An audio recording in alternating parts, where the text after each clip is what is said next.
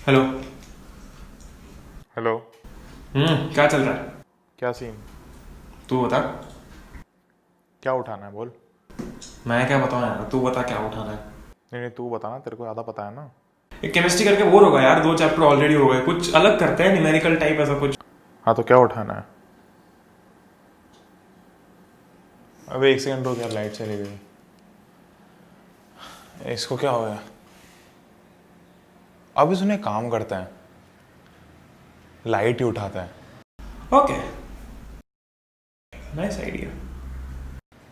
हाँ चल ठीक है, लाइट करता है। लाइट उठाते हैं।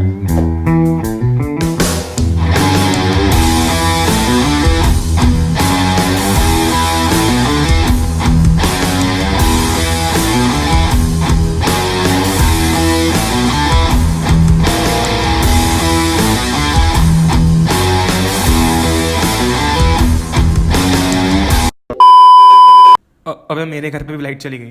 रुक जा, मैं बिजली विभाग में कॉल करता हूँ। हेलो, बिजली विभाग। हाँ सर बोलिए। जी सर, ये लाइट चली गई है घर की, तो कब कब तक आएगी? अरे भैया बाद में फोन करना है, यही लाइट नहीं, अभी यहाँ तो लाइट ले आए, फिर हम तुम्हारे घर पे लाइट लेके आएंगे। म्यूजिक।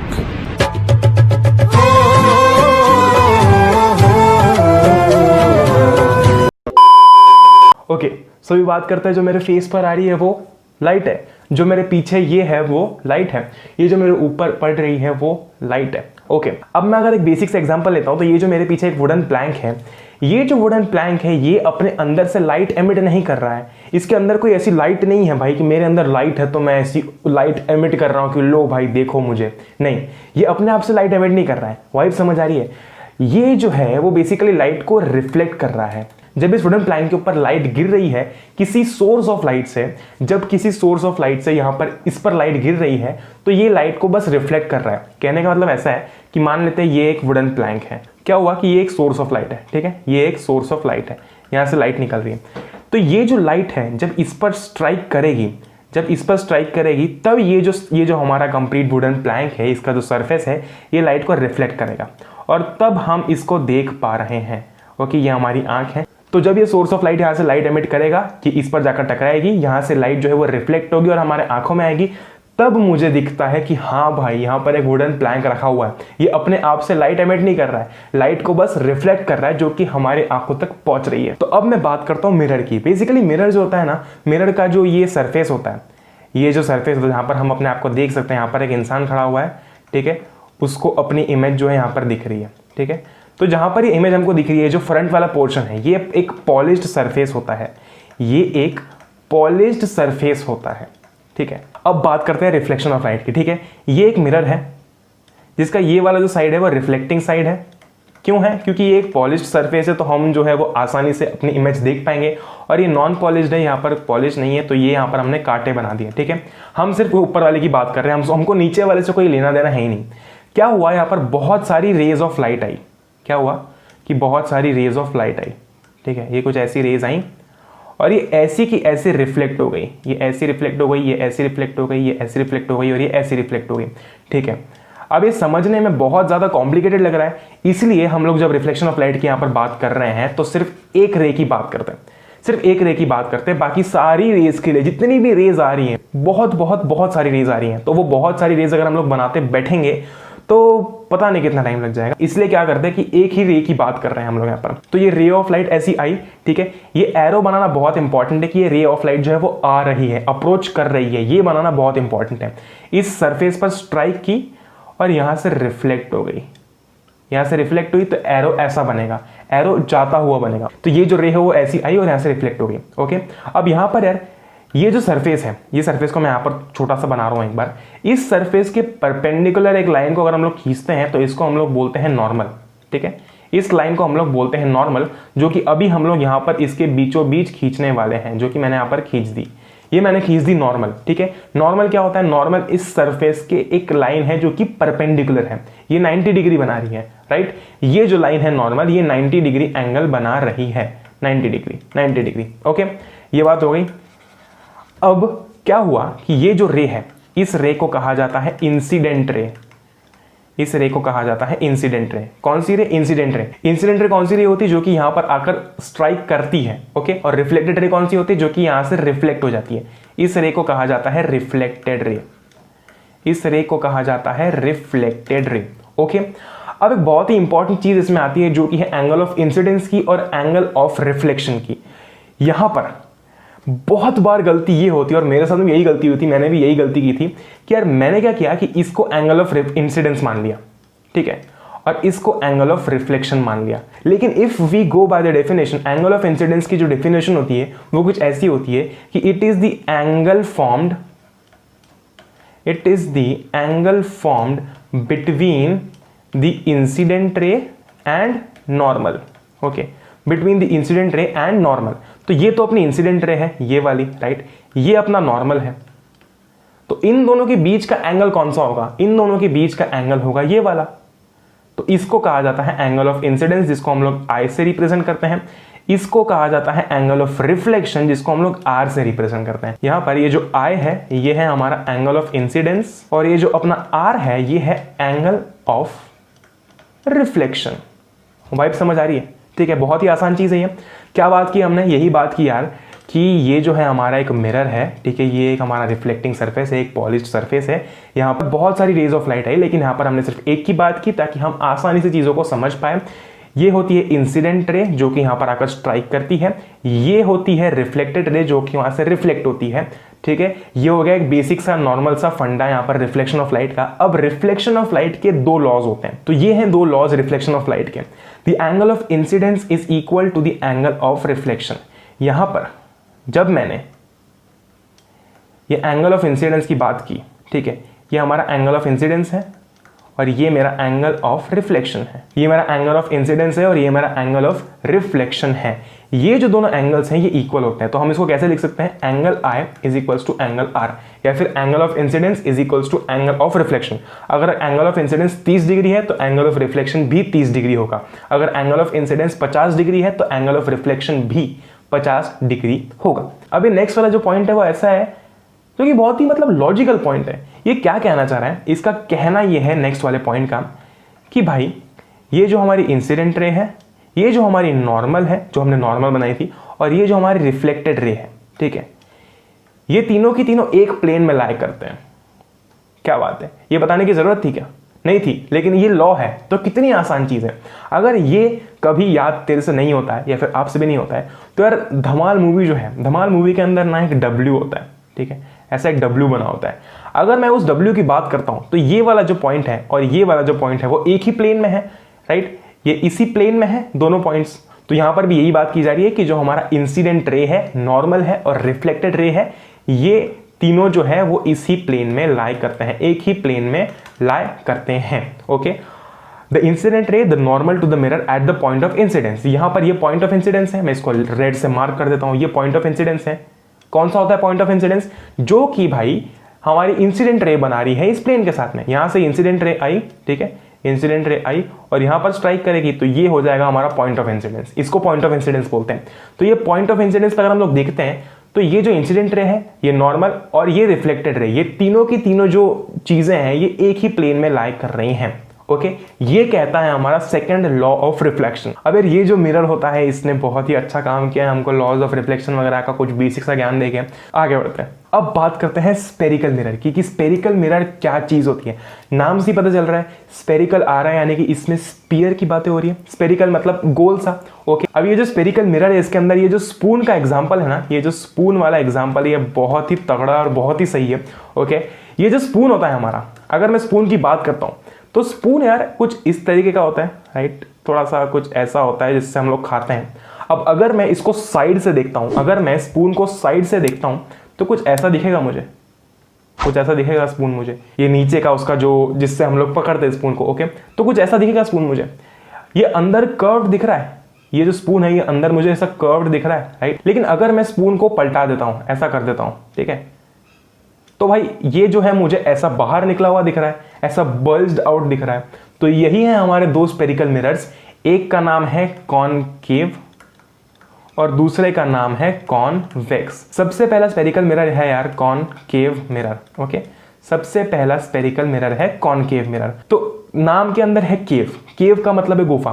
गुफा कुछ ऐसी होती है, कुछ इस तरीके की होती है गुफा, ऐसी अंदर होती है ना, जो कि अंदर ऐसी कर्व्ड होती है, राइट। तो ये है हमारा कॉनकेव मिरर। इसको कैसे याद रख सकते हैं, कॉनकेव, केव लिखा हुआ है मतलब गुफा, गुफा यानी कि ये वाला डायग्राम, ओके।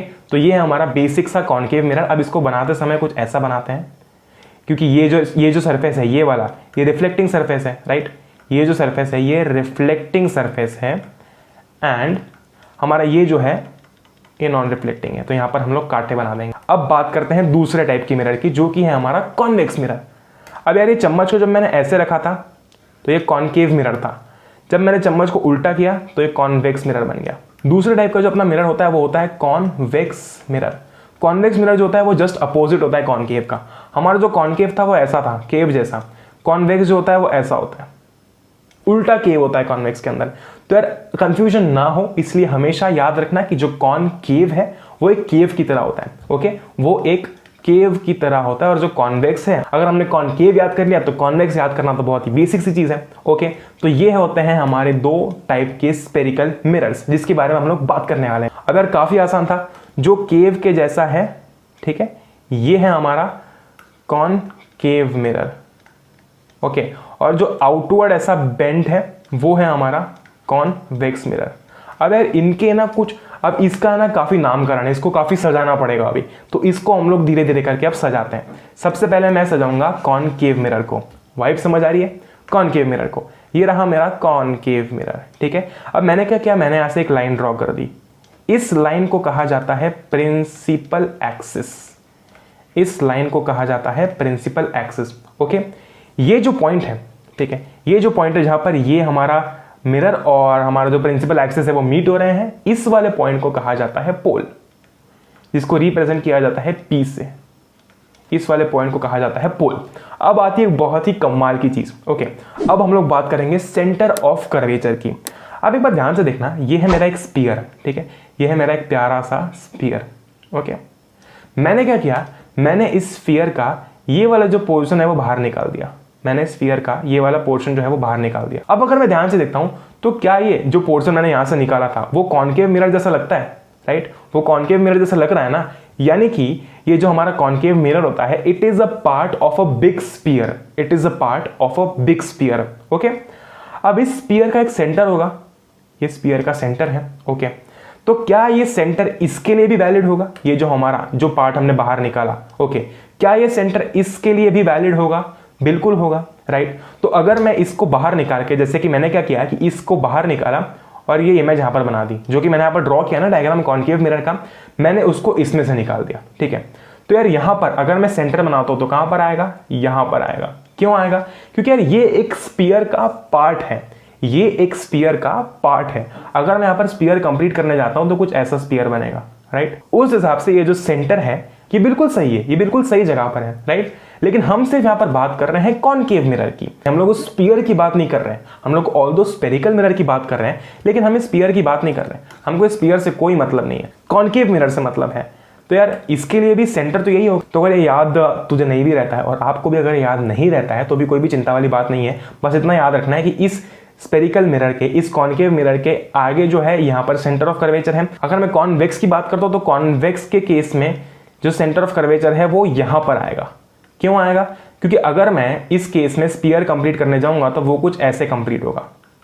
अगर मैं सोचता हूं कि मैं यहां पर, जैसे मैंने इस केस में लेफ्ट हैंड साइड लगाया था, वैसे मैं कॉन्वेक्स मिरर के केस में भी लेफ्ट हैंड साइड पे लगा दूं, लेकिन ऐसा नहीं कर सकता क्योंकि इस मिरर के लिए सेंटर यहां पर लाया करेगा, यहां पर नहीं करेगा। बस इतना याद रखना है कि कॉनकेव के केस में लेफ्ट हैंड साइड पर सेंटर ऑफ कर्वेचर आता है और कॉन्वेक्स के केस में राइट हैंड साइड पे। अब एक और इंपॉर्टेंट चीज की बात करते हैं जो कि है फोकस।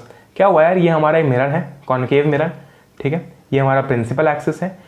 क्या हुआ कि बहुत सारी रेज, इन्फिनिटी से बहुत सारी रेज जो है वो आई, यहां पर टकराई, ठीक है, बहुत सारी रेज आई, ठीक है, लेकिन हम यहाँ पर 3-4 ही बना रहे हैं, लेकिन बहुत सारी आई। सारी की सारी जो है वो इस पॉइंट से पास कर रही थी, रिफ्लेक्ट होने के बाद में सारी की सारी इस पॉइंट से पास कर रही थी। ये जो पॉइंट है सारी की सारी इस पॉइंट से पास कर रही थी। ये जो पॉइंट है इसको कहा जाता है फोकस। सेंटर ऑफ कर्वेचर के साथ में इसको कंफ्यूज मत करना, सेंटर ऑफ कर्वेचर यहां पर है कहीं तो भी। ये जो पॉइंट है जहां पर ये सारी रेज जो है ये पास की, इस पॉइंट को कहा जाता है फोकस। इसको रिप्रेजेंट किया जाता है एफ से, ओके। तो जितनी भी रेज आई पैरेलल इस, अब पैरेलल किसके, पैरेलल इस प्रिंसिपल एक्सिस के, इस प्रिंसिपल एक्सिस के। तो ये जितनी भी रेज आ रही है यहां से, ये सारी की सारी पैरेलल है इस प्रिंसिपल एक्सिस के। ये सारी की सारी रेज जो पैरेलल थी वो रिफ्लेक्ट हुई, और रिफ्लेक्ट होने के बाद में इस फोकस के थ्रू पास हुई। तब हमको पता चला कि ये जो है हमारा प्रिंसिपल फोकस है। इसको कहा जाता है प्रिंसिपल फोकस, जिसको हम लोग एफ से डिनोट करते हैं। अब यहां पर था हमारा एक कॉन्केव मिरर, ठीक है। यहां पर था हमारा सेंटर ऑफ कर्वेचर, जिसको मैं सी से रिप्रेजेंट करता हूं। यहां पर बन गया था हमारा फोकस, जिसको मैं एफ से रिप्रेजेंट करता हूं, जिसके लिए मैं कलर भी डिफरेंट यूज कर लेता हूं, ठीक है, जिसको मैं एफ से रिप्रेजेंट करता हूं। ये था हमारा पोल, है ना, और ये था हमारा प्रिंसिपल एक्सिस, जिसको मैं पी ए लिख रहा हूं। पी ए का मतलब क्या है, पी ए का मतलब है प्रिंसिपल एक्सिस। ओके, अब यार इस सेंटर से इस पोल तक की डिस्टेंस को कहा जाता है रेडियस ऑफ कर्वेचर, और इस फोकस से इस पोल तक की डिस्टेंस को कहा जाता है फोकल लेंथ। क्या कहा जाता है, फोकल लेंथ। तो अगर मैं इसको थोड़ा और मैथमेटिकली डिनोट करता हूं तो C P is equals to radius of curvature, radius of curvature, and FP is equals to focal length. FP को फोकल लेंथ कहा जाता है। अब एक इंटरेस्टिंग चीज नोट करने वाली ये है, इसको रेडियस ऑफ कर्वेचर क्यों कहा जाता है, क्योंकि भाई साहब ये जो सेंटर था, ये सेंटर उस बड़े से स्पीयर का था, ठीक है, उस बड़े से स्पीयर का था। ये सेंटर, ये वाला जो सेंटर है जो मैंने यहां पर बनाया हुआ है, वो ये वाला सेंटर है। ओके, ये जो सेंटर था इस बड़े से स्पीयर का था। अब अगर मैं यहां से एक लाइन खींचता हूं यहां तक, तो ये रेडियस नहीं होगी क्या? उसी तरीके से ये जो लाइन यहां तक आई हुई है, ये रेडियस नहीं होगी, ये रेडियस है। ओके, इसलिए यहां पर इसको रेडियस ऑफ कर्वेचर कहा जाता है। अब एक और चीज, और एक और बहुत इंपॉर्टेंट फॉर्मूला ऐसा है कि ये जो हमारा रेडियस ऑफ कर्वेचर है, रेडियस ऑफ कर्वेचर यानी कि CP, ये C से लेकर जो P तक का डिस्टेंस है, ये 2 टाइम्स है फोकल लेंथ के। ये फोकल लेंथ के 2 टाइम्स है। ये जो हमारी फोकल लेंथ है यहां से यहां तक की, ये जो हमारी फोकल लेंथ है यहां से यहां तक की, इसके 2 टाइम्स है रेडियस ऑफ कर्वेचर। ओके, इसके 2 टाइम्स है रेडियस ऑफ कर्वेचर, यानी कि अगर मैं r/2 लिखता हूं तो वह f के बराबर आता है। सिंपल सा लॉजिक है। हमने अभी बात की कि जैसे कि यहां पर था हमारा कॉन्केव मिरर, ठीक है, तो मैंने क्या किया, तो क्या हुआ कि यहां पर बहुत सारी रेज आई। ये बहुत सारी रेज आने के बाद में इस पॉइंट से सारी की सारी पास कर रही थी, तो ये वाला जो हमारा पॉइंट था इसको हमने बुलाया फोकस, ठीक है। ये तो हमारा एक केस हो गया, ठीक है। अगर मैं यही सेम टू सेम बात अगर कॉन्वेक्स मिरर के केस में करने जाता हूं, ये तो मैंने कॉन्केव में बात कर ली, अगर मैं कॉन्वेक्स के केस में ये बात करने जाता हूं तो केस थोड़ा सा डिफरेंट हो जाएगा। क्या होगा, अगेन बहुत सारी रेज आ रही है पैरेलल, ठीक है, लेकिन मैं फिलहाल अभी एक ही रे की बात कर रहा हूं क्योंकि मुझे चीजों को आसान बनाना है। ओके, और बुक में भी एक ही रे के बारे में बात की जाती है, क्योंकि अगर हम सब रे की बात करेंगे, सारी रे जो है वो काम तो यही कर रही है जो हमको समझना है, तो हम एक रे से चीजों को आसान करके समझते हैं, ठीक है। यहां से ये रे ऑफ लाइट आई जो कि इस प्रिंसिपल एक्सिस के पैरेलल थी। ओके, क्या हुआ कि यहां से रे ऑफ लाइट जो है वो ऐसे रिफ्लेक्ट हो गई, ऐसे ऊपर रिफ्लेक्ट हो गई। लेकिन जब हमने इसके पाथ को पीछे ट्रेस किया तो मुझे ये जो है यहां पर मिला। इस पॉइंट को कहा जाता है फोकस। कॉन्वेक्स मिरर के केस में इस पॉइंट को कहा जाता है फोकस। और ये थोड़ा सा लॉजिकल भी है। क्यों है? क्योंकि अगर मैं किसी कर्व्ड सरफेस पर बॉल मारता हूं तो वो जो है वो नीचे नहीं आती है, अगर मैं ऊपर मारूंगा तो वो बॉल ऐसे ऊपर निकल जाएगी। सेम केस है यहां पर। अगर मैं यहां पर रे ऑफ लाइट की बात करता हूं, ये इस पॉइंट पर गई और यहां से रिफ्लेक्ट हो गई ऊपर। अब मैंने जब इसको पीछे ट्रेस किया तो मुझे ये पॉइंट मिला जिसको हम फोकस बोलते हैं कॉन्वेक्स मिरर के केस में। तो कॉन्वेक्स मिरर के केस में सारी चीजें उल्टी चलती है, बातें यहां पर सारी की सारी कॉन्केव जैसी होंगी। बस फर्क इतना है कि वहां पर हम लेफ्ट साइड में बात कर रहे थे, यहां पर हम राइट साइड में बात कर रहे हैं, इतना ही फर्क है। इस केस में भी ये जो इतना डिस्टेंस है वो फोकल लेंथ होगा। ओके, इस केस में भी यहां पर ये जो है वो सेंटर ऑफ कर्वेचर है, तो ये इतना डिस्टेंस जो होता है हमारा वो रेडियस ऑफ कर्वेचर होगा। कुछ फर्क नहीं है, कुछ भी फर्क नहीं है। बस फर्क क्या हुआ? फर्क इतना हुआ कि जो हम लेफ्ट में बात कर रहे थे वो सारी की सारी बातें हम लोग राइट में करेंगे। अब मान लेते क्या हुआ, अब क्या हुआ कि यहां पर ये कॉन्केव मिरर बना हुआ है, ठीक है। अब ऐसा हुआ यार कि रेस पैरेलल नहीं आई, ठीक है, रे कुछ ऐसी आई यहां से, और ये जो पॉइंट था हमारा वो है सेंटर ऑफ कर्वेचर। तो क्या हुआ कि जो रे ऑफ लाइट है वो अब सेंटर ऑफ कर्वेचर से पास कर रही है, वो अब सेंटर ऑफ कर्वेचर से पास कर रही है। इस केस में क्या होता है कि इस केस में लाइट ऐसी कहीं पर भी अपना रास्ता नहीं भटकती है, जैसे लाइट आई थी वैसी की वैसी यहां पर वापस निकल जाती है।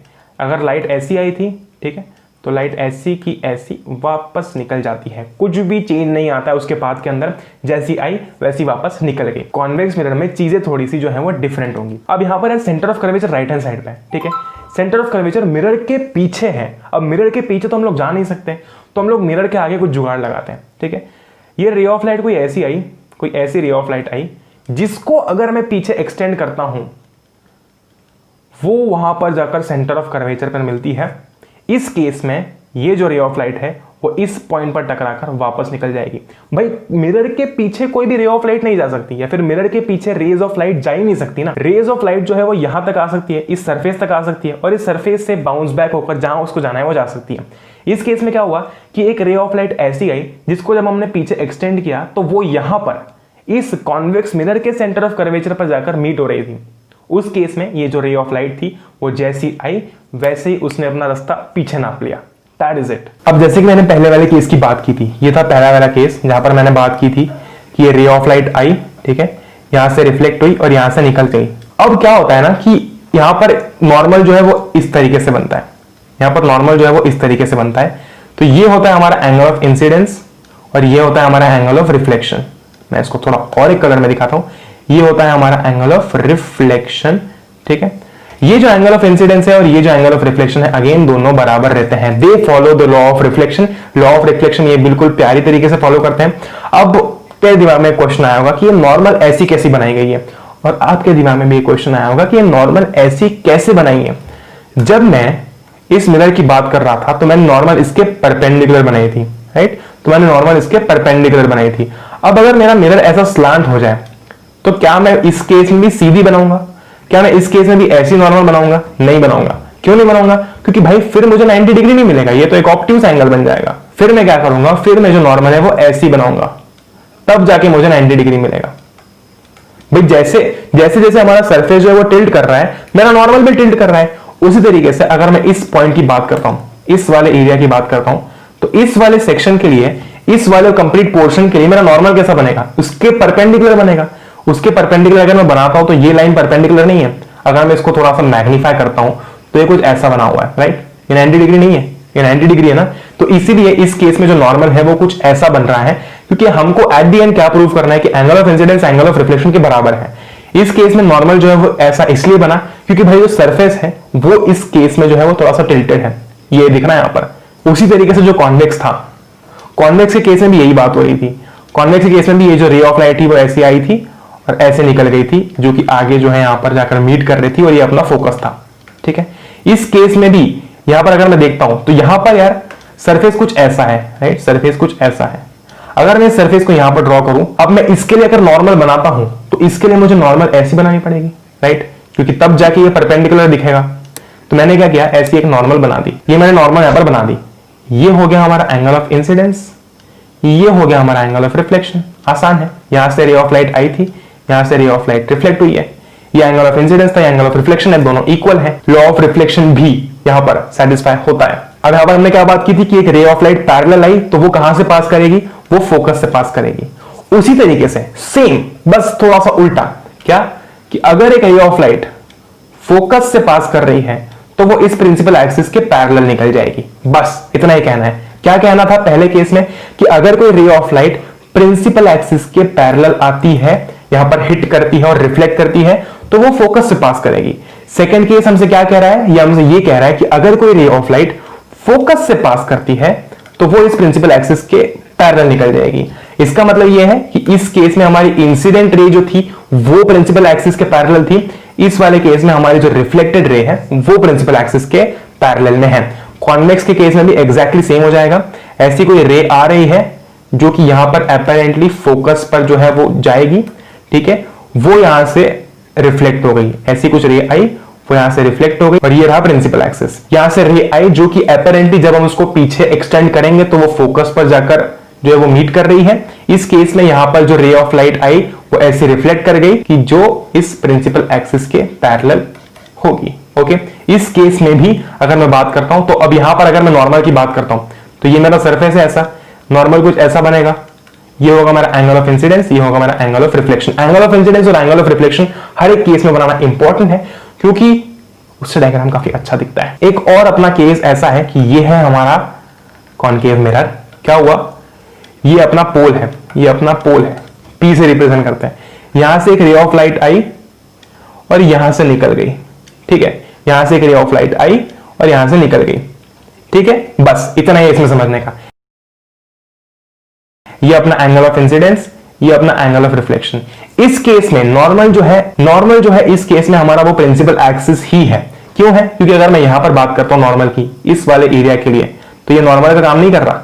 ये प्रिंसिपल एक्सिस जो है ये नॉर्मल का काम नहीं कर रहा, बिल्कुल कर रहा है। तो इस केस में हमको एक्स्ट्रा नॉर्मल बनाने की जरूरत नहीं है, क्योंकि ये प्रिंसिपल एक्सिस ही हमारे लिए नॉर्मल का काम इस केस में कर रहा है। उसी तरीके से अगर मैं कॉन्वेक्स की बात करता हूं, जो कि कुछ ऐसा बनेगा, ठीक है, यहां पर आया हमारा ये इंसिडेंट रे, यहां से रिफ्लेक्ट होकर चले गया, ओके, ये एंगल ऑफ इंसिडेंस, ये एंगल ऑफ रिफ्लेक्शन। इस केस में भी हमारा जो नॉर्मल है वो ये प्रिंसिपल एक्सिस है।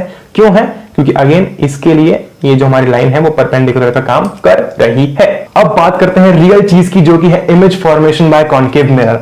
और ये एक ऐसी चीज है ना जो कि याद करना बहुत ज्यादा इंपॉर्टेंट है, इसलिए ये एक बहुत ही इंपॉर्टेंट पोर्शन है। जब मैं खुद पढ़ रहा था तो मैंने भी ध्यान दिया था, इसलिए तू भी ढंग से ध्यान देना और आप लोग भी ढंग से ध्यान देना, क्योंकि ये जो पोर्शन है काफी इंपॉर्टेंट है और इस चैप्टर की जान है। ओके, अब एक बार क्विकली हम ये टेबल समझ लेते हैं कि टेबल क्या कहना चाह रहा है। ठीक है, position of the object, position of the object, ये हमारा फर्स्ट है, ये सेकंड है, ये थर्ड है, ये फोर्थ है, ये फिफ्थ है और ये सिक्स्थ है। ठीक है, इस फर्स्ट केस में हमारा टेबल हमसे ये कह रहा है कि हमारा जो ऑब्जेक्ट है वो इंफिनिटी पे रखा हुआ है, यानी कि बहुत दूर रखा हुआ है। उस केस में जो हमारी इमेज बनती है वो फोकस पे बनती है। ठीक है, हमारी जो इमेज की साइज है, जो हमारी इमेज बनी है उसकी साइज हाईली डिमिनिश्ड है। हाईली डिमिनिश्ड का मतलब छोटी, बिल्कुल पॉइंट साइज, बिल्कुल ऐसी बिल्कुल छोटी सी इमेज बनती है। ठीक है, और नेचर ऑफ द इमेज मतलब नेचर कैसा है, इमेज कैसी है, रियल है, वर्चुअल है, इन्वर्टेड है या फिर इरेक्ट है। ओके, ये एक बेसिक सा आइडिया पता चल गया। अब बात करते हैं कि एक्चुअल में फॉर्मेशन हो कैसे रहा है। ये रहा अपना कॉन्केव मिरर।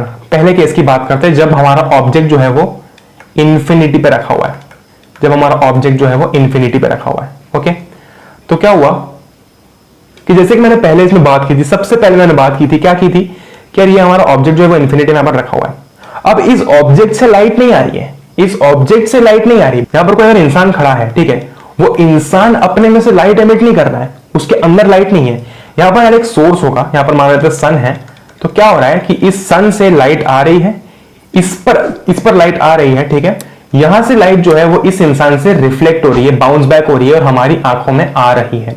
ये हमारी आंख है, ठीक है, यहां पर हमारी आंखों में ये जो हमको इंसान दिख रहा है वो क्यों दिख रहा है, क्योंकि ये जो रे ऑफ लाइट है वो यहां पर आई इस इंसान पर, इस इंसान ने वो रिफ्लेक्ट की, उस इंसान से वो रे ऑफ लाइट रिफ्लेक्ट हुई, बाउंस बैक हुई, उसके कारण ये जो रे है, ये जो सारी बहुत सारी रेज है, बहुत सारी रेज होती हैं, लेकिन हम रिप्रेजेंटेशन के लिए एक रे की बात करते हैं, बाकी बहुत सारी रेज होती हैं। तो ये सारी की सारी रेज जो है हमारी आंखों में आती है, तब हमको पता चलता है कि यहां पर एक इंसान खड़ा हुआ है। इंसान अपने आप से लाइट एमिट नहीं कर रहा है, वो इस सोर्स से बस इस लाइट को रिफ्लेक्ट कर रहा है। उसी तरीके से यार ये ऑब्जेक्ट हमारा इंफिनिटी पे रखा हुआ है, बहुत दूर रखा हुआ है, ये इंफिनिटी का साइन होता है। ठीक है, अब इंफिनिटी पर रखा हुआ है तो क्या हुआ कि यहां पर कोई ना कोई सोर्स ऑफ लाइट होगा, वो सोर्स ऑफ लाइट जो है उसमें से जो रेज ऑफ लाइट निकली वो यहां तक पहुंची और ये जो है उन लाइट को रिफ्लेक्ट कर रहा है। ठीक है, तो हम उस सोर्स से उस ऑब्जेक्ट तक पहुंचने तक की लाइंस की बात नहीं करते हैं, हम लोग उस रिफ्लेक्टेड लाइन की बात करते हैं, हम लोग उस रिफ्लेक्टेड लाइन की बात करते हैं। तो यहां से क्या हुआ कि ये रेज ऑफ लाइट आई।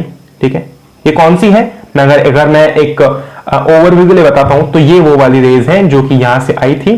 ठीक है, ये कुछ ऐसी आई थी और ये यहां से रिफ्लेक्ट कर रही है। ठीक है, लेकिन हम लोग इसकी बात नहीं करते हैं, नहीं तो वो बहुत कंफ्यूजिंग हो जाता है, इसलिए हम लोग सिर्फ यहां पर इसकी ही बात करते हैं कि जो रेज यहां से आ रही है। तो ये हमारा एक बड़ा सा ऑब्जेक्ट है, ठीक है, बहुत बड़ा सा ऑब्जेक्ट है। यहां से जो लाइट की जो रेज थी, ठीक है, जो रिफ्लेक्ट होकर आ रही थी वो ऐसी आ रही है। ठीक है, ऐसी आ रही है।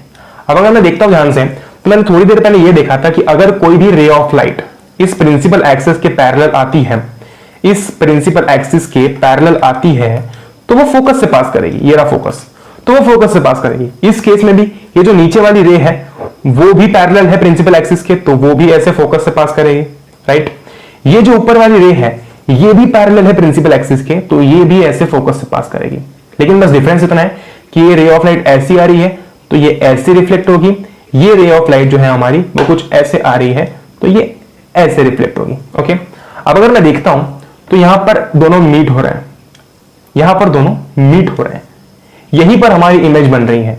इस बड़े से ऑब्जेक्ट की जो हमारी इमेज है वो इसी पॉइंट पर बन रही है, बहुत छोटी सी बन रही है, highly diminished and point sized. Point size क्यों बोला है? क्योंकि उस इंटरसेक्शन पे हमको सीधा इमेज मिल रही है, बहुत छोटी सी, बिल्कुल इतनी सी इमेज मिल रही है हमको, इसलिए उसको हाईली डिमिनिश्ड या फिर पॉइंट साइज इमेज बोला जाता है। हाईली डिमिनिश्ड या फिर पॉइंट साइज इमेज बोला जाता है। तो इस पहले केस से हमको क्या पता चला कि अगर कोई भी ऑब्जेक्ट हमारा इंफिनिटी पे है, जो ये रेज ऑफ लाइट वहां से आ रही है, जो कि बेसिकली उसमें से नहीं निकल रही है, उसने उनको रिफ्लेक्ट किया है। लेकिन अगर वो दिमाग में नहीं भी रखना है तो बस इतना याद रखना है कि ये जो हमारा ऑब्जेक्ट है इंफिनिटी पे रखा हुआ है, यहां से रेज ऑफ लाइट आई, यहां से रेज ऑफ लाइट आने के बाद में क्योंकि वो रेज ऑफ लाइट पैरेलल आ रही थी, वो फोकस से पास कर रही है, ये फोकस से पास कर रही है, इस फोकस से पास कर रही है, राइट, ये रहा हमारा फोकस। अब इमेज जो है वो फोकस पे ही बन रही है। क्यों बन रही है? हाईली डिमिनिश्ड बन रही है।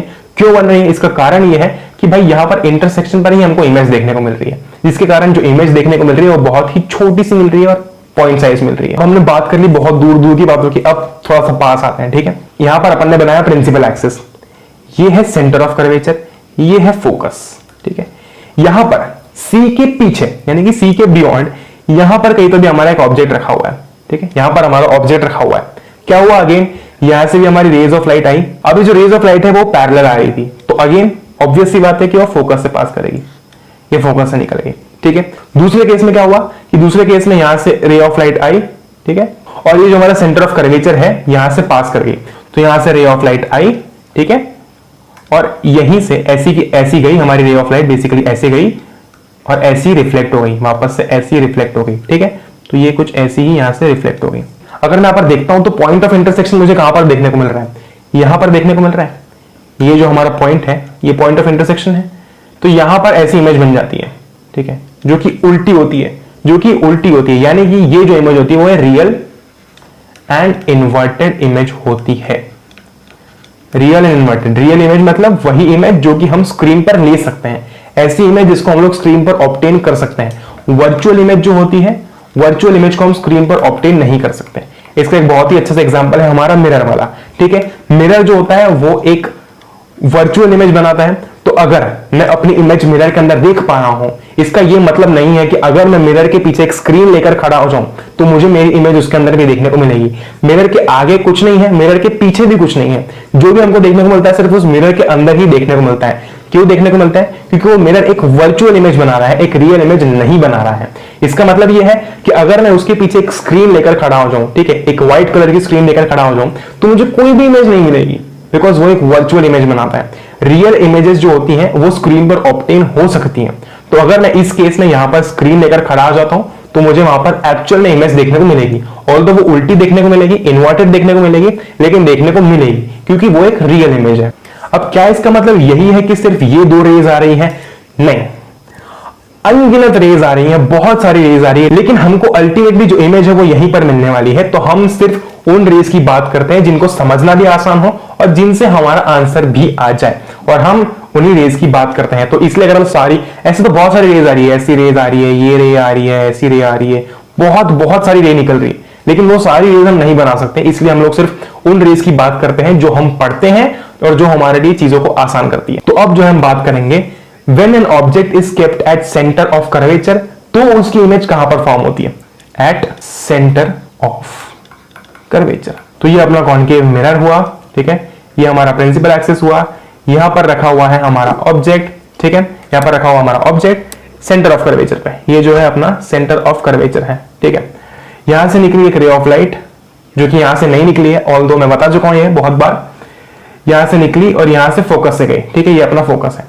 यहां से एक रे ऑफ लाइट निकली और वो यहां से रिफ्लेक्ट हो गई। अब ऐसा क्यों होगा? क्योंकि यार ये जो रे ऑफ लाइट है जो यहां से निकली ये पैरेलल थी, तो ये पैरेलल थी तो ऑफ कोर्स ये पास तो फोकस से होगी, ठीक है। यहां पर ये जो रे ऑफ लाइट है वो यहां से निकली और फोकस से पास हुई। अब जब ये फोकस से पास हुई तो ये रिफ्लेक्ट होने के बाद में इस प्रिंसिपल एक्सिस के पैरेलल निकल जाएगी। अब ये जो इमेज बन रही है यहां पर, ये इमेज कुछ ऐसी बनती है, राइट। सेंटर ऑफ कर्वेचर पे ही इमेज बनती है। जो इमेज हमारी बनती है इस ऑब्जेक्ट की जो कि सेंटर ऑफ कर्वेचर पर रखा हुआ है, उसकी इमेज भी सेंटर ऑफ कर्वेचर पर बनती है। तो कितनी आसान चीज है हमारे लिए। अब इस केस में यार ये जो हमारी ऑब्जेक्ट की साइज है, जो हमारी ऑब्जेक्ट की साइज है और जो हमारी इमेज की साइज है वो बराबर है, यानी कि दोनों ही सेम साइज के हैं। बस फर्क इतना है कि जो हमारा इमेज है, जो हमारी इमेज हमको देखने को मिली है वो रियल है और इन्वर्टेड है, यानी कि उल्टी है। बाकी दोनों की जो साइज है वो सेम है, हमारे ऑब्जेक्ट और इमेज की साइज सेम है। अगर ये जो बियॉन्ड सी वाला जो केस था, ये जो बियॉन्ड सी वाला केस था जहां पर हमने बात की थी कि ये सेंटर ऑफ कर्वेचर है, यहां पर ऑब्जेक्ट रखा हुआ है, यहां से पास हुई रे ऑफ लाइट जो कि गई फोकस से, यहां से निकली एक रे ऑफ लाइट जो कि गई यहां से, और यहां पर मैं थोड़ा सा बढ़ा देता हूं इसको आगे। ओके, तो यहां पर हमारी इमेज बन रही थी यहां पर, ठीक है, यहां पर जो हमारी इमेज बन रही थी वो बन रही थी इस सेंटर ऑफ कर्वेचर और इस फोकस के बीच में। अब ये जो इमेज बनी छोटी सी, ये छोटी इमेज बनी, ठीक है। अगर मैं कंपेयर करता हूं इसको और हमारे ऑब्जेक्ट के साइज को, तो ये जो है it is smaller than our object. तो अपन क्या लिखेंगे यार, जब हमारी इमेज ये बनी है, इस केस में जो हमारी इमेज बनी है it is small in size. क्यों स्मॉल है? क्योंकि ये एक्चुअल ऑब्जेक्ट से साइज में छोटी है। ओके, अब बात करते हैं बिटवीन सेंटर ऑफ कर्वेचर यानी कि सी एंड एफ यानी कि फोकस। ये रहा हमारा कॉन्केव मिरर, ये है हमारा सेंटर ऑफ कर्वेचर, ये है हमारा फोकस। तो ये रहा हमारा ऑब्जेक्ट सेंटर और सेंटर ऑफ कर्वेचर और फोकस के बीच में, ठीक है। यहां से रे ऑफ लाइट गई गई गई गई गई गई। अब हमको ये पता है कि अगर सेंटर ऑफ कर्वेचर से कोई भी रे ऑफ लाइट पास होती है, उस केस में जो हमारी रे ऑफ लाइट है वो बड़ी ही प्यार से और बड़ी ही शिद्दत से वापस रिफ्लेक्ट बैक हो जाती है। इस केस में भी वही हुआ कि यहां से गई और ये कुछ ऐसे पीछे चली गई, ठीक है, ये रिफ्लेक्ट होकर पीछे ऐसे निकल गई। अब यहां पर मैं बोलूं तो यहां पर सेंटर ऑफ कर्वेचर से क्यों लिया गया है, तो ये एक केस है। यहां पर क्या हुआ कि यहां से रे ऑफ लाइट जा रही थी जो कि अगेन रिफ्लेक्ट हो गई। क्यों हुई? क्योंकि हमको पता है कि सेंटर ऑफ कर्वेचर से पास करने वाली जो रे ऑफ लाइट होती है वो रिफ्लेक्ट हो जाती है, और जो हमारी दूसरी रे थी वो कुछ ऐसी गई पैरेलल। अब पैरेलल गई तो अगेन फोकस से पास होगी, तो ये हमारी फोकस से पास हो गई। तो इनका इंटरसेक्शन किसी इस पॉइंट पर हो रहा है, इस वाले पॉइंट पर इंटरसेक्शन हो रहा है, तो यहां पर हमारी इमेज बन जाएगी, यहां पर हमारी इमेज जो है वो बन जाएगी। अब यहां पर दिखने में ये इमेज सेम साइज की लग रही है, लेकिन सेम साइज की नहीं होती है। ये जो इमेज है ये रियल है, इन्वर्टेड है and bigger in size. Okay, it is bigger in size than the object. यहां पर दिखने में हल्की सी सेम लग रही होगी क्योंकि वो डायग्राम में गलतियां हो सकती है, लेकिन जब हम बनाते हैं इसको एक्चुअली पेपर के ऊपर बड़ी ही प्यार से, तो ये जो इमेज आती है ये बड़ी आती है। तो ये जो हमारी इमेज बनी है वो रियल है, इन्वर्टेड है एंड बिगर इन साइज। अगर मैं बात करता हूं इमेज कहां पर बनी है, तो इमेज बनी है बियॉन्ड सी। तो अगर मैं बात करता हूं बिटवीन सी एंड एफ, तो ये रहा between C and F, beyond C, ये रहा beyond C, enlarged and real and inverted, ये रहा एनलार्ज्ड और ये रहा real and inverted. Okay, next case है एट एफ। अब बात करते हैं एट एफ यानी कि एट फोकस। ये है हमारा कॉन्केव मिरर, ठीक है, यहां पर है हमारा फोकस, यहां पर रखा है अपना ऑब्जेक्ट। अब क्या होगा यार, अब एक केस में तो ये ऐसा है, रे ऑफ लाइट पैरेलल जा रही है अगेन, तो ये फोकस के थ्रू ऐसे पास कर जाएगी, ये फोकस के थ्रू ऐसे पास कर जाएगी। सेकंड केस में अगेन यहां पर सेंटर ऑफ कर्वेचर है, तो ये रे ऑफ लाइट कुछ ऐसी गई और ऐसी की ऐसी जो है वो रिवर्ट बैक हो गई, रिफ्लेक्ट हो गई, तो ये भी कुछ ऐसे पास कर जाएगी। अब अगर मैं ध्यान से देखता हूं तो ये जो दोनों रेज हैं ये ऑल्दो थोड़े से गड़बड़ वाले लग रहे हैं, लेकिन ये दोनों पैरेलल हैं। अगर मैं बात करता हूं तो ये दोनों जो रेज हैं ये पैरेलल हैं, यानी कि ये कभी भी नहीं मिलेंगे, ये कभी भी इंटरसेक्ट नहीं होंगे, यानी कि ये कभी भी इंटरसेक्ट नहीं होंगे, कभी भी नहीं मिलेंगे। इसका मतलब हमको जो इमेज मिलेगी वो इंफिनिटी में मिलेगी, क्योंकि ये तो रेज तो चलती रहेंगी, दूर दूर दूर दूर चलती रहेंगी, बिल्कुल राइट। तो इसके हाईली एनलार्ज्ड इमेज देखने को मिलती है, एक हाईली एनलार्ज्ड इमेज देखने को मिलती है, एंड कहां देखने को मिलती है, इंफिनिटी देखने को मिलती है। क्योंकि एक चींटी के लिए भाई कोई बिल्डिंग चढ़ना इंफिनिटी है, ठीक है, उस हिसाब से यार ये जो इन्फिनिटी है भी, ये जो इन्फिनिटी है ये भी कहीं ना कहीं हमको मिलेगा, लेकिन हमारे केस के लिए ये इन्फिनिटी है, ठीक है। तो हमको एक हाईली एनलार्ज्ड इमेज देखने को मिलती है, और दो अब हाईली एनलार्ज्ड इमेज देखने को मिलती है बोला है, इसका मतलब इमेज देखने को मिलती है, इमेज देखने को मिलती है, लेकिन एक बहुत ही बड़ी इमेज देखने को मिलती है, और इन्फिनिटी इसलिए उसको बोला जाता है। ओके, जो नेक्स्ट केस है हमारा वो है बिटवीन पी एंड एफ। ये रहा हमारा कॉन्केव मिरर, ठीक है, ये रहा हमारा ऑब्जेक्ट, ओके, ये फोकस है और ये सेंटर ऑफ कर्वेचर है। यहां से एक रे ऑफ लाइट जा रही है और ये ऐसी कैसी वापस आ रही है, यानी कि ये सेंटर ऑफ कर्वेचर से जा रही है। ओके, यहां से एक रे ऑफ लाइट जा रही है और ये ऐसी कुछ निकल रही है। ओके, ये ऐसी जा रही है, इंसिडेंट रे, रिफ्लेक्टेड रे, ये angle of incidence, angle of reflection दोनों बराबर है। अब अगर मैं देखता हूं तो ये दोनों जो है वो अपने अपने रास्ते से दूर जा रहे हैं, इन दोनों को कोई संबंध नहीं, ये दोनों पैरेलल भी नहीं है, ये दोनों दूर जा रहे हैं, डाइवर्ज कर रहे हैं। इस केस में ये जो दोनों हैं इनको हम लोग पीछे एक्सटेंड करेंगे, कुछ इस तरीके से, कुछ इस तरीके से हम इसको एक्सटेंड करेंगे, तो हमको जो इमेज है वो कुछ ऐसी देखने को मिल रही है। यहां पर इस पॉइंट पर हमको इमेज देखने को मिल रही है। अब अगर मैं देखता हूं यार तो सारे केसेस में, पिछले सारे केसेस में हमको जो इमेज है वो मिरर के इस साइड देखने को मिल रही थी, क्योंकि वो सारी की सारी जो इमेजेस थी वो रियल और इन्वर्टेड थी। लेकिन इस केस में हमको मिरर के पीछे इमेज देखने को मिल रही है, हम इस इमेज को स्क्रीन पर नहीं ले सकते। उसी तरीके से अगर मुझे कहीं पर भी यहां पर इमेज देखने को मिल रही थी, वो इन्वर्टेड देखने को मिल रही थी, वो इसलिए देखने को मिल रही थी क्योंकि वो एक रियल इमेज थी। एक रियल इमेज को मैं स्क्रीन पर, अगर मैं एक स्क्रीन लेकर खड़ा होता हूं, ठीक है, अगर मैं एक व्हाइट पेपर भी लेकर खड़ा होता हूं तो मुझे वहां पर देखने को मिलेगी वो इमेज। लेकिन इसके पीछे क्या, जैसे कि ये मेरा मिरर है, यहां पर नॉर्मल लाइफ है, यहां पर नॉर्मल लाइफ है, बस बीच में मिरर आ गया है, तो जो भी हमको देखने को मिल रहा है इसके पीछे देखने को मिल रहा है। लेकिन एक्चुअल में इसके पीछे तो कुछ भी नहीं देखने को मिल रहा है, वो इसके अंदर ही देखने को मिल रहा है। तो वो एक वर्चुअल इमेज है, एक इरेक्ट इमेज है।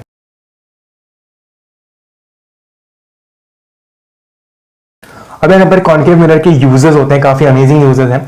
सबसे पहले तो it is used in shaving mirror, क्योंकि जनरली जब कोई भी इंसान शेव करता है तो वो उस मिरर को अपने मुंह के पास रखता है, ओके। और हमने इसके अंदर कुछ केसेस की बात की थी जहां पर हमको एनलार्ज इमेज देखने को मिल रही थी, जहां पर हमको बड़ी इमेज देखने को मिल रही थी। तो इस केस में इसका फायदा क्या है कि जब भी कोई इंसान शेव करता है तो अगर वो उस कांच को अपने चेहरे के पास रखता है तो उसको और एनलार्ज इमेज देखने को मिलती है। दूसरा, टॉर्च में यूज किया जाता है और कार्स में भी, कार की हेडलाइट में भी यूज किया जाता है टॉर्च। एंड तीसरा, इन कार हेडलाइट्स, टॉर्च में भी जो है ये यूज किया जाता है और कार की हेडलाइट्स में भी यूज किया जाता है। तो कार की हेडलाइट्स में भी इसको यूज किया जाता है। इसका कार के हेडलाइट्स में क्या यूज होता है, जो हमारे कार के हेडलाइट का बल्ब होता है ना, जो हमारी कार के हेडलाइट का बल्ब होता है वो फोकस पर होता है, कॉन्केव मिरर के फोकस पर होता है। और हमने कॉन्केव मिरर के फोकस पर रहने वाला एक केस देखा था जहां पर हमको जो इमेज है वो इन्फिनिटी पर देखने को मिल रही थी। तो ये जो बल्ब है जब फोकस पर होता है तो जो हमारी रेज निकलती है लाइट की, वो बिल्कुल ऐसी पैरेलल निकलती है और काफी दूर तक जाती है, इसलिए कार की हेडलाइट्स में इनको यूज किया जाता है। और टॉर्च में भी अगेन यही चीज लगती है। अब again image formation by convex mirror की बात करते हैं तो इसमें सबसे पहला तो है एट इंफिनिटी, मतलब जब ऑब्जेक्ट को इंफिनिटी पर रखा जाता है। और दूसरा केस है between infinity and pole of the mirror, मतलब यहां पर है इंफिनिटी, यहां पर है पोल, और कहीं तो भी यहां पर इमेज, कहीं तो भी यहां पर ऑब्जेक्ट जो है वो रखा जाता है। यहां पर काफी अंधाधुंध काम चलता है क्योंकि convex mirror again real image नहीं बनाता है, वो एक वर्चुअल और एक इरेक्ट इमेज बनाता है। तो एक चीज हमेशा याद रखना कि अगर वर्चुअल और इरेक्ट इमेज बना रहा है, इसका मतलब यह है कि वो मिरर के पीछे इमेज बना रहा है, मिरर के आगे नहीं बना रहा है। क्योंकि मिरर के आगे अगर बना रहा होता तो हम उसको बड़ी आसानी से आराम से स्क्रीन पर लेकर जो है वो रियल और इन्वर्टेड घोषित कर सकते थे। लेकिन इस केस में दोनों ही केसेस जो मैं आगे बताऊंगा अभी, वो दोनों ही केसेस के अंदर ये वर्चुअल और इरेक्ट इमेज बनाता है। इसका मतलब ये है कि वो स्क्रीन पे ऑब्टेन नहीं की जा सकती। अब ये जो मेरा कॉन्वेक्स मिरर वाला केस है ये काफी आसान है। यहां पर ये मेरा प्रिंसिपल एक्सेस हो गया, यहां पर इंफिनिटी पर ये ऑब्जेक्ट रखा हुआ है, ठीक है। यहां से एक रे आ रही है, अगेन रेस तो बहुत सारी आ रही है और यहां से नहीं आ रही है, सोर्स से आ रही है, लेकिन स्टिल हम लोग वही मानते हैं। यहां से एक रे आ रही है, अगेन रे आ रही है, इसका मतलब ये नहीं है कि सिर्फ 2-3 रेज ही आ रही है, बहुत सारी रेज आती है, लेकिन समझने के लिए हम कुछ रेज की बात करते हैं, ठीक है। यहां से एक रे आ रही है। अब अगर मैं इस ब्लू से डिनोट की हुई रे की बात करता हूं और इस रेड से डिनोट की हुई रे की बात करता हूं तो ये दोनों प्रिंसिपल एक्सिस के पैरेलल है, इसका मतलब ये फोकस पर जाकर मिलेंगी। अब ये एक कॉन्वेक्स मिरर है तो इसका फोकस यहां पर होगा, ठीक है।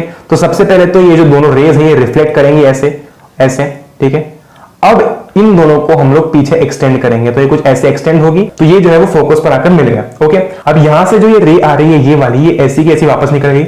ये जो रे थी ये अगेन ये रिफ्लेक्ट हो गई और यहां पर अगर हमने इसको जब एक्सटेंड किया तो फोकस पर मिली। ये भी जब हमने इस वाली रे को भी एक्सटेंड किया, ठीक है, पीछे के साइड, तो ये भी हमको फोकस पर मिली।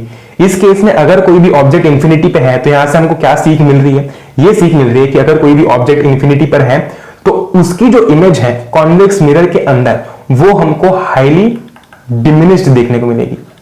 हाईली डिमिनिश्ड का मतलब काफी छोटी, क्योंकि आप हम देख सकते हैं कि बहुत ही पॉइंट साइज्ड इमेज हमको दिख रही है, बहुत ही ज्यादा पॉइंट साइज्ड इमेज हमको दिख रही है, बहुत छोटी इमेज हमको दिख रही है, यानी कि हाईली डिमिनिश्ड और पॉइंट साइज्ड इमेज हमको देखने को मिलती है। और ये इमेज कैसी है, अगेन मिरर के पीछे मिल रही है तो वर्चुअल है और इरेक्ट है। अब ये है नेक्स्ट केस जो कि है बिटवीन इंफिनिटी एंड पोल, ठीक है। तो अगेन इस केस में भी क्या हो रहा है कि यहां से जो है, यहां से ये एक रे गई जो कि पैरेलल थी, ठीक है। अब पैरेलल जाने के बाद में यहां से रिफ्लेक्ट कर गई, तो जब मैंने इस रे को एक्सटेंड किया पीछे तो ये फोकस पर मिली हमको, ठीक है। नेक्स्ट यहां पर एक रे ऑफ लाइट जो है वो ऐसी पास हो रही है जिसको जब एक्सटेंड किया जाएगा पीछे तो वो सेंटर ऑफ कर्वेचर पर जाकर मिलेगी। इसका मतलब ऐसा है कि यहीं से ये जो रे ऑफ लाइट है वो पीछे रिफ्लेक्ट बैक हो जाएगी, क्योंकि हमने हर एक केस में देखा है कॉनकेव के केस में भी देखा है कि जो सेंटर ऑफ कर्वेचर से हमारी रे ऑफ लाइट पास होती है वो ऐसी की ऐसी वापस निकल जाती है, रिफ्लेक्ट बैक हो जाती है। इस केस में भी ऐसे ही होगा, लेकिन थोड़ा सा डिफरेंट स्टाइल में होता है क्योंकि इसका जो सेंटर ऑफ कर्वेचर है वो राइट हैंड साइड पे है, तो यहीं से ये जो रे है वो रिफ्लेक्ट बैक हो गई, राइट। अब यहां पर इंटरसेक्शन इस जगह पर हो रहा है, इस पॉइंट पर इंटरसेक्शन हो रहा है, तो यहां पर इमेज देखने को मिलती है, हमको छोटी देखने को मिलती है। ऑल्दो ये जो इमेज है वो छोटी देखने को मिलती है, ये इमेज भी वर्चुअल है, इरेक्ट है एंड स्मॉलर इन साइज है।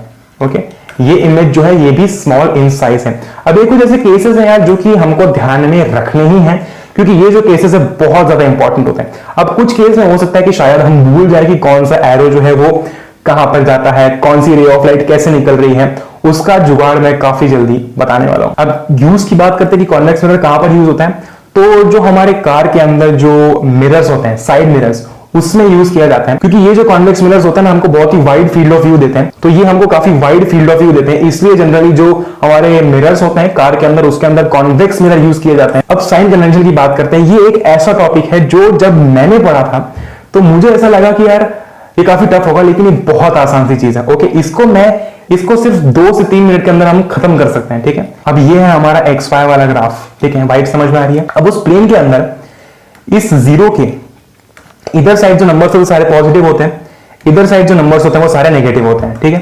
-1, -2, -3, ठीक है, हमको उसकी जरूरत नहीं है, बस हमको इतना समझना है कि जो जीरो के लेफ्ट हैंड साइड पर नंबर्स होते हैं वो सारे के सारे नेगेटिव होते हैं, राइट हैंड साइड पर पॉजिटिव होते हैं। उसी तरीके से ऊपर की साइड सारे पॉजिटिव होते हैं और नीचे की साइड सारे नेगेटिव होते हैं, राइट। अब अगर मैं इसको थोड़ी देर भूल जाता हूं और मैं जरा हमारे मिरर पर ध्यान देता हूं, मैं अपने स्पेरिकल मिरर पर ध्यान देता हूं जो कि हमारा कॉनकेव मिरर है, ठीक है, कॉनकेव मिरर पर ध्यान देता हूं। ये है हमारा ओरिजिन। अगर मैं इसको अपना ओरिजिन मान लूं, अगर मैं इस पॉइंट को जीरो वाला पॉइंट मान लूं, ओरिजिन मान लूं, तो इसके इधर साइड जो भी वैल्यूज है सारी की सारी पॉजिटिव, इसके इधर साइड जितनी भी वैल्यूज है सारी की सारी नेगेटिव। उसी तरीके से ऊपर अगर मैं बात करता हूं तो सारा पॉजिटिव, और अगर मैं नीचे बात करता हूं तो सारा का सारा नेगेटिव। यानी कि ये जो हमारा पोल है, इस पोल के लेफ्ट हैंड साइड की जितनी भी वैल्यूज हम लोग बात करेंगे, अगर हम लोग रेडियस ऑफ कर्वेचर की बात कर रहे हैं, अगर हम लोग फोकल लेंथ की बात कर रहे हैं, तो इस पॉइंट के लेफ्ट हैंड साइड पर सारी की सारी वैल्यूज हम लोग नेगेटिव लेते हैं, ठीक है। इस पॉइंट के राइट हैंड साइड पर हम लोग सारी की सारी वैल्यूज पॉजिटिव लेते हैं। अब बात करते हैं कि ये एक्चुअल में यूज कैसे किया जाता है। ये है हमारा कॉनकेव मिरर, ठीक है, यहां पर है हमारा ऑब्जेक्ट, ठीक है। तो यहां से इस पोल से लेकर तो इस ऑब्जेक्ट तक की डिस्टेंस को बोला जाता है ऑब्जेक्ट डिस्टेंस, जिसको डिनोट किया जाता है यू से, ठीक है। अब ये जो यू है, ये यू पॉजिटिव होगा या फिर नेगेटिव होगा। मेन अगर मैं बात करता हूं इस यू की, तो ये इस पोल के इस ओरिजिन के लेफ्ट हैंड साइड पर है, ओके। तो जितनी भी वैल्यूज हम लोग यू की लिखते हैं वो नेगेटिव लिखते हैं। अब एक चीज मैं पहले ही बता देता हूं, मिरर फॉर्मूला जो हम यूज करते हैं वो होता है 1/f is equals to 1/v plus 1/u। इस फॉर्मूला के अंदर कहीं पर भी नेगेटिव नहीं लगा है, इस फॉर्मूला के अंदर कहीं पर भी नेगेटिव नहीं लगा है। लेकिन अगर कोई मुझे बोलता है कि an object is kept at 25 centimetres from a concave mirror, उस केस में इस कॉनकेव मिरर से 25 सेंटीमीटर दूर, यानी कि यहां पर जो है कोई ऑब्जेक्ट जो है वो रखा हुआ है। इस केस में ये जो 25 सेंटीमीटर, ये 25 नहीं है, ये -25 है, क्योंकि ये ओरिजिन के लेफ्ट हैंड साइड पर है।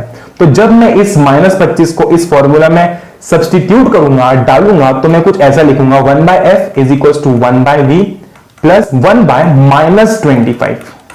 मैं उस टाइम पर माइनस लगाऊंगा, इस फॉर्मूला के अंदर कहीं पर भी माइनस नहीं लगेगा, लेकिन जब हम एक्चुअल में क्वेश्चन सॉल्व करेंगे उस टाइम पर जो वैल्यू हमको वहां पर दी होगी उसमें माइनस प्लस का जुगाड़ करेंगे, ठीक है।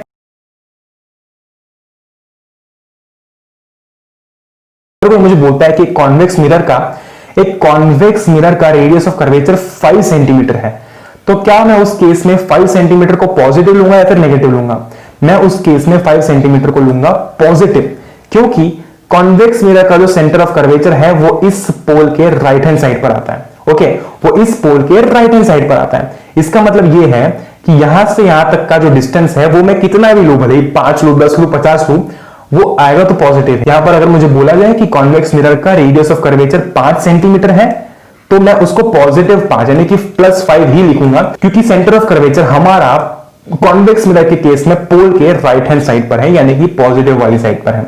अगर कोई मुझे वहीं पर बोल देता कि अगर मुझे वहां पर कहीं बोल देता कि भाई जो रेडियस ऑफ कर्वेचर है कॉनकेव मिरर का वो 5 सेंटीमीटर है उस केस में मैं -5 लिखता, क्योंकि यहां पर जो हमारा सेंटर ऑफ कर्वेचर आएगा वो इस पोल के लेफ्ट हैंड साइड पर आएगा, वो इस पोल के लेफ्ट हैंड साइड पर आएगा। तो जो हमारा रेडियस ऑफ कर्वेचर है यहां पर वो -5 सेंटीमीटर लिखूंगा, क्योंकि वो उस पोल के लेफ्ट हैंड साइड पर आएगा। उसी तरीके से अगर मैं बात करता हूं, ये ऑब्जेक्ट है, ठीक है, ये ऑब्जेक्ट है। अगर कोई मुझसे ऑब्जेक्ट साइज की बात करता है, तो अगर वो इस प्रिंसिपल एक्सिस के ऊपर की साइड की बात करता है, अगर मुझसे बोला जाता है कि ऑब्जेक्ट की साइज है +5 सेंटीमीटर, अब जनरली ऑब्जेक्ट जो है वो प्रिंसिपल एक्सिस के ऊपर ही रहेगा, ठीक है। तो इस केस में ऑब्जेक्ट की जो साइज है वो कितनी भी हो, भले 10 हो 50 हो, वो पॉजिटिव या नेगेटिव ये हमको देखना है। तो इस केस में ये जो है वो प्रिंसिपल एक्सिस के ऊपर है, इस केस में ये प्रिंसिपल एक्सिस के ऊपर है, तो हम मान लेते हैं कि 15 है, ठीक है। तो +15। अब अगर मेरी जो इमेज है वो नीचे फॉर्म हो रही है ऐसे, ठीक है, और मुझसे पूछा जाए कि साइज ऑफ इमेज क्या है, इमेज की साइज कितनी है, तो भले ही वो 15 आई हो, आगे माइनस लगाना पड़ेगा। क्यों लगाना पड़ेगा? क्योंकि हम प्रिंसिपल एक्सिस के नीचे चले गए हैं, हमारी जो इमेज हमको प्रिंसिपल एक्सिस के नीचे मिली है, तो हम आगे -15 लगाएंगे। तो हमने अगेन मिरर फॉर्मूला की बात कर ली, जो कि था 1/f = 1/v + 1/u। यहां पर फॉर्मूला के अंदर कोई भी नेगेटिव साइन नहीं लगा हुआ है, लेकिन जब हम क्वेश्चन सॉल्व करते हैं तो उस टाइम पर साइन कन्वेंशन का ध्यान रखना पड़ता है। तो यार अगर हम बिल्कुल सरल भाषा में बात करें मैग्निफिकेशन की, मैग्निफिकेशन क्या होता है? ये ऑब्जेक्ट साइज थी, ये इमेज साइज है, ठीक है। इमेज जो है वो ऑब्जेक्ट से बड़ी बनी, इमेज जो है वो ऑब्जेक्ट से बड़ी बनी, यानी कि हमको पता तो करना पड़ेगा ना कि कितनी बड़ी बनी, 2 टाइम्स बड़ी बनी या फिर 4 गुना बड़ी बनी है। तो उस केस में हम लोग यूज करते हैं मैग्निफिकेशन का फॉर्मूला, और मैग्निफिकेशन का फॉर्मूला जो है वो बेसिकली क्या होता है? Height of the image, height of the image जिसको हम लोग रिप्रेजेंट करते हैं h' से, upon height of the object, upon height of the object जिसको हम रिप्रेजेंट करते हैं h से। यहां पर हम लोग लिखते हैं इमेज की हाइट, यहां पर हम लोग लिखते हैं ऑब्जेक्ट की हाइट। मान लेते हैं इमेज की हाइट अगर 10 है, 10 सेंटीमीटर है ना, और ऑब्जेक्ट की जो हाइट है वो है 5 सेंटीमीटर, तो इस केस में हमको आंसर क्या मिलेगा? 2 मिलेगा। तो हमारा मैग्निफिकेशन कितने का हुआ? 2 का हुआ। अब ये जो फॉर्मूला होता है, it is also equals to -v/u, where v is the image distance, where v is the image distance and u is the object distance। अब यहाँ पर माइनस आगे क्यों लगा हुआ है? क्योंकि यहाँ पर भी हमको खास ध्यान रखना पड़ता है कि अगर हमारी इमेज नीचे फॉर्म हो रही है और हमारा ऑब्जेक्ट जो था वो ऊपर था, तो यहाँ पर ऑब्जेक्ट का जो साइज है वो तो हम पॉजिटिव लेंगे। अगर ऑब्जेक्ट का साइज 5 है तो हम +5 लेंगे, लेकिन अगर हमारी इमेज जो है उसकी साइज 10 है तो हम यहाँ पर -10 लेंगे, क्योंकि ये जो है वो प्रिंसिपल एक्सिस के नीचे है, तो हम नेगेटिव साइड लेंगे, इसलिए हम यहाँ पर -10 लेंगे। अब एक चीज अगेन ट्रिकी ये है कि जो हमारी वर्चुअल इमेजेस होती है वो जनरली इस प्रिंसिपल एक्सिस के ऊपर बनती है, तो वर्चुअल इमेजेस जो होती है उनकी जो हाइट होती है जनरली पॉजिटिव ली जाती है, और जो हमारी रियल इमेजेस होती है वो जनरली हमने देखा होगा कि भाई जो कॉन्केव मिरर था उसके जनरली यहाँ पर बन रही थी, नीचे की साइड। अब बात करते हैं रिफ्रैक्शन की। काफी इंटरेस्टिंग और काफी इजी सा टॉपिक है ये। रिफ्रैक्शन ऑफ लाइट क्या होता है? It is the change in direction, it is the change in direction of ray of light when it travels from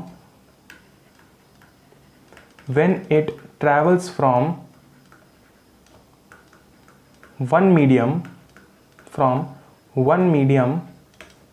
to another, okay.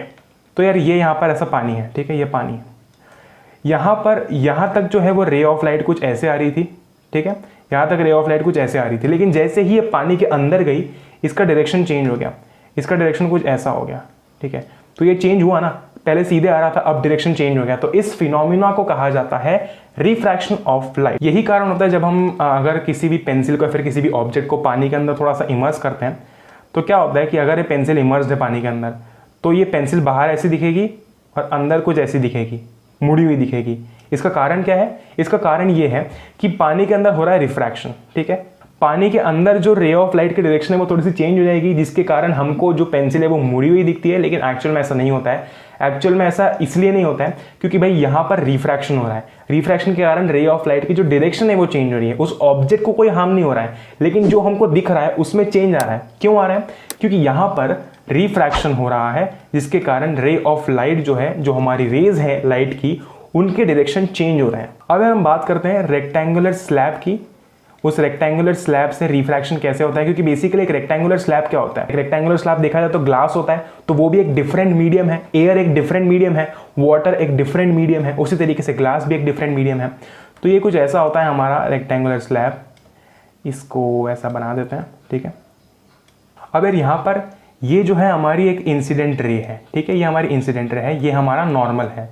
Again normal वही बात है, 90 डिग्री बना रहा है। यहाँ पर ये जो एंगल बना रही है इस नॉर्मल के साथ में है वो है angle I1, angle of incidence first, ठीक है। अब क्या हुआ, अब ऐसा हुआ भाई कि ये नॉर्मल को मैं यहाँ तक एक्सटेंड करता हूँ। अब ये बाहर का जो मीडियम है वो एक रेयरर मीडियम है, वो एक रेयरर मीडियम है, ठीक है। अंदर का जो मीडियम है वो एक डेंसर मीडियम है। तो क्या हुआ, अब डेंसर से अंदर का जो मीडियम वो एक डेंसर मीडियम है, जो ग्लास का मीडियम है। तो क्या होता है कि अगर मैं बात करता हूँ इस नॉर्मल की, ठीक है, यहाँ से एक रे ऑफ लाइट आ रही है और ये जो नीचे वाला मीडियम है, ये जो नीचे वाला मीडियम है, अगर ये मीडियम जो है वो डेंसर हुआ तो ये जो हमारी इंसिडेंट रे है जब ये रिफ्रैक्ट होगी अंदर जाके तो ये नॉर्मल के पास आ जाएगी, कुछ ऐसी आ जाएगी, ठीक है। और अगर बाहर का मीडियम जो है वो डेंस हुआ और अंदर का रेयरर हुआ तो ये जो है वो ऐसी दूर निकल जाएगी। ये नॉर्मल है, ये इंसिडेंट रे है, ठीक है। अगर ये मीडियम डेंसर है, अगर ये मीडियम डेंसर है और ये वाला मीडियम रेयरर है, ठीक है, ये वाला मीडियम रेयरर है, इसमें क्या होगा कि यहाँ पर जो ये रे ऑफ लाइट है वो थोड़ी दूर निकल जाएगी नॉर्मल से। और अगर नीचे वाला जो हमारा मीडियम है वो डेंसर है और ऊपर वाला मीडियम रेयरर है, ऊपर वाला मीडियम रेयरर है, तो क्या होगा कि ये है तो आ तो दूर से रही है, लेकिन इसके बाद में जब ये डेंसर मीडियम में जाएगी तो ये थोड़ी सी नॉर्मल के पास आ जाएगी, कुछ ऐसे, कुछ ऐसे, ओके, कुछ ऐसे, ओके। तो यहाँ पर ये जो हमारी रे ऑफ लाइट थी वो इस नॉर्मल के पास आ गई। अब ये यहाँ से यहाँ तक तो सेम ट्रैवल करेगी क्योंकि मीडियम चेंज नहीं हो रहा है, अंदर अंदर ही है वो रे ऑफ लाइट, ठीक है। ये ऐसी कुछ गई। अब यहाँ पर वापस एक नॉर्मल बनानी पड़ेगी क्योंकि यहाँ पर वापस एक इम्तिहान की घड़ी है। ये पहले एयर में थी रे ऑफ लाइट, फिर इस ग्लास स्लैब के अंदर आई, ठीक है।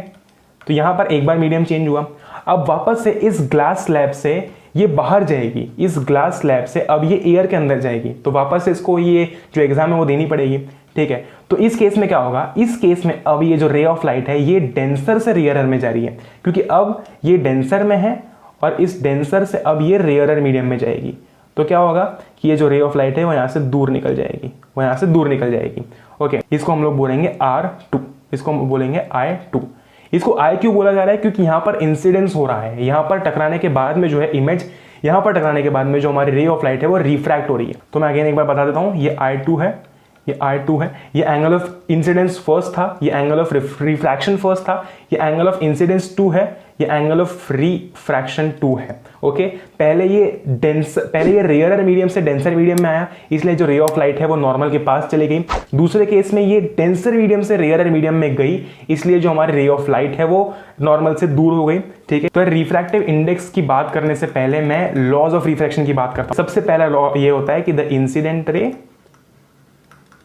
Incident ray normal and refracted ray lie in the same plane, वही जो हमने रिफ्लेक्शन के टाइम पे देखा था, lie in the same plane and sine I upon sine are is equals to constant, okay. Sine i is equal upon sine are is equals to constant. ये चीज तू भी लिखना और तुम सब लोग भी लिखना कि the ratio of sine of angle of incidence to the sine of angle of refraction is constant. और यहां पर हम आगे अब बात करेंगे रिफ्रैक्टिव इंडेक्स की। ऑल्दो ये चीज अभी समझ में नहीं आई होगी, लेकिन इसका कहने का मतलब ये था कि भाई ये जो साइन आई है यानी कि ये जो एंगल ऑफ इंसिडेंस है और ये जो साइन आर है यानी कि ये जो एंगल ऑफ रिफ्रैक्शन है, इनका जो रेशियो होता है वो कांस्टेंट होता है, वो एक कांस्टेंट होता है। अब ये जो सेकंड वाला फॉर्मूला था, ये जो सेकंड वाला लॉ था जिसमें हमने बात की sine I upon sine are is equals to constant, इसको कहा जाता है स्नेल्स लॉ। ये स्नेल्स लॉ कहलाता है। ये जो हमारा सेकंड वाला लॉ था ना, ये बेसिकली स्नेल्स लॉ कहलाता है, जो कि कहता है कि the ratio of sine of angle of incidence to the sine of angle of refraction is constant. अब बात करते हैं रिफ्रैक्टिव इंडेक्स की। अब हमने जैसे कि बात की थी स्नेल्स लॉ की, तो ये था sine I by sine are is equals to constant. ये होता है हमारा रिफ्रैक्टिव इंडेक्स। इसको एक नया नाम दिया गया है, इसको एक नाम दिया गया है जो कि है रिफ्रैक्टिव इंडेक्स। और रिफ्रैक्टिव इंडेक्स भी कैसा, तो अगर मैं बोलूं कि यहाँ पर हमारा जो है वो एक मीडियम चेंज हो रहा है, यहाँ पर हमारा ग्लास है, यहाँ पर हमारा एयर है, यहाँ से एक रे ऑफ लाइट आई, रिफ्रैक्शन हुआ, ठीक है, ये रे ऑफ लाइट ऐसे आई, रिफ्रैक्शन हुआ, ठीक है। तो ये जो रिफ्रैक्शन हो रहा है, ये जो मीडियम है, इस मीडियम का रिफ्रैक्टिव इंडेक्स, इस मीडियम का रिफ्रैक्टिव इंडेक्स हम लोग निकालेंगे विथ रिस्पेक्ट टू एयर। तो ये एक ऐसी टर्म है जहां पर हम विथ रिस्पेक्ट टू की बातें करते हैं, ठीक है। जैसे कि अब मैं अगर इसको और अच्छे से समझाता हूं तो ये रहा हमारा मीडियम चेंज यहां पर होने वाला है, ठीक है। ये हो गया हमारा रिफ्रैक्शन, ये नीचे है ग्लास, ये नीचे है हमारा, ऊपर है हमारा एयर। तो अब ये एन क्या लिखा हुआ है, एन मतलब इसको एन से भी रिप्रेजेंट किया जाता है, इसको म्यू से भी रिप्रेजेंट किया जाता है, ठीक है। तो हम एन भी बोल सकते हैं, म्यू भी बोल सकते हैं, एट द एंड हमको लिखना ही है, ओके। तो यहाँ पर क्या पता जा रहा है, यहाँ पर पता जा रहा है refractive index of second medium with respect to first. तो इस केस में speed of light of medium 1 ऊपर आएगी न्यूमिनेटर में और स्पीड ऑफ लाइट मीडियम 2 जो है वो डिनोमिनेटर में आएगी। अगर ऐसा लिखा होता है N12 refractive index of first medium with respect to second medium, उस केस में speed of light in medium 2 जो है वो ऊपर लिखा होता और speed of light in medium 1 जो है वो नीचे लिखा होता। क्यों लिखा होता है, क्योंकि यहां पर हम मीडियम 1 के रिफ्रैक्टिव इंडेक्स की बात कर रहे हैं मीडियम 2 के रिस्पेक्ट में, तो इसलिए यहां पर speed of light in medium 2 है वो ऊपर है। उसी केस में इस वाले केस में हम लोग बात कर रहे थे refractive index of second medium with respect to first medium. तो यहां पर speed of light in medium first था, क्योंकि हम लोग विथ रिस्पेक्ट टू फर्स्ट की बात कर रहे थे, तो जिसके रिस्पेक्ट में बात कर रहे हैं उसकी स्पीड ऊपर आती है। इसी तरीके से यहां पर हम लोग सेकंड के रिस्पेक्ट में बात कर रहे थे, तो speed of light in medium 2 ऊपर आया, क्योंकि हम लोग सेकंड के रिस्पेक्ट में बात कर रहे थे फर्स्ट के रिफ्रैक्टिव इंडेक्स के बारे में। अब अगर कभी ऐसा है कि जो ऊपर वाला मीडियम है, जो हमारा मीडियम है जिसके रिस्पेक्ट में हम लोग बात कर रहे हैं, वो अगर एयर है, ठीक है, तो उस केस में उस रिफ्रैक्टिव इंडेक्स को कहा जाता है एब्सोल्यूट रिफ्रैक्टिव इंडेक्स। उस रिफ्रैक्टिव इंडेक्स को कहा जाता है एब्सोल्यूट रिफ्रैक्टिव इंडेक्स। ऐसा रिफ्रैक्टिव इंडेक्स जिसके अंदर जो है मीडियम 1 जो हमारा होता है वो एयर होता है, यानी कि एयर के रिस्पेक्ट में सेकेंड मीडियम में स्पीड ऑफ लाइट कितनी है ये हमको पता करना है। तो उस केस में हम लोग यूज करते हैं इस एब्सोल्यूट रिफ्रैक्टिव इंडेक्स को। अब इसका जो फॉर्मूला है वो भी कुछ ऐसे ही होता है, इसका जो फॉर्मूला है वो भी बहुत ही आसान है। Again, speed of light in air upon speed of light in medium. इस केस में यार speed of light in air जो है वो हमको पता होती है, हमको सिर्फ मीडियम की निकालनी होती है। ये रिप्रेजेंट किया जाता है कुछ इस तरीके से, क्योंकि यहां पर जो है हमको speed of light in air पता है, वो कितनी है, वो है c which is equal to 3 × 10⁸। हम इसके एयर के रिस्पेक्ट में अब बात कर रहे हैं कि इस मीडियम के अंदर कितनी स्पीड होगी लाइट की, तो उसको हम लोग डिनोट कर रहे हैं v से, ओके। उस केस में हम लोग ये निकाल पाएंगे कि हमको ये पता है भाई कि c जो है उसकी वैल्यू है 3 × 10⁸। हमको speed of light in air पता है, अगर हमको स्पीड ऑफ लाइट दे दी गई उस मीडियम के अंदर, तो हम उस मीडियम का रिफ्रैक्टिव इंडेक्स निकाल सकते हैं, ओके। तो ये सिर्फ इतना लिखा हुआ है कि ये जो रिफ्रैक्टिव इंडेक्स है, it is the refractive index of a medium with respect to air. हमारा वाटर है, वाटर का रिफ्रैक्टिव इंडेक्स कितना होता है, 1.33। इसको रिप्रेजेंट कैसे करते हैं, हमको अगर किसी मीडियम का पता नहीं, वो मीडियम का नाम क्या है, उसका रिफ्रैक्टिव इंडेक्स निकालना है, तो ये n या फिर म्यू लिखेंगे और उसके आगे नीचे यहाँ पर सबस्क्रिप्ट में m लिख देंगे। अगर हमको पता है कि हमको भाई वाटर का निकालना है, तो n लिखा हुआ है, उसके आगे w लिख देंगे। अगर एयर का निकालने के लिए बोल दिया तो n लिखेंगे, उसके आगे a लिख देंगे। ऑल्दो एयर तो हमको पता है, बट स्टिल मैं एग्जांपल दे रहा हूं, ओके। उसी तरीके से यार हमारा जो बेंजीन होता है, बेंजीन का जो हमारा रिफ्रैक्टिव इंडेक्स होता है वो 1.50 होता है। और ऐसे बहुत सारे एग्जांपल्स बुक के अंदर दिए हुए हैं, सारे के सारे याद करने की जरूरत नहीं है, क्योंकि क्वेश्चन सॉल्व करते समय रिफ्रैक्टिव इंडेक्स की वैल्यू या फिर किसी एक पर्टिकुलर चीज की वैल्यू दे दी जाती है और हमको बस सीधा आंसर निकालना होता है। अब मेरा पोर्शन तो हो गया है खत्म, तुझे तेरा पोर्शन अब मुझे समझाना है, और तुम सब भी देखो ये कैसे समझाता है।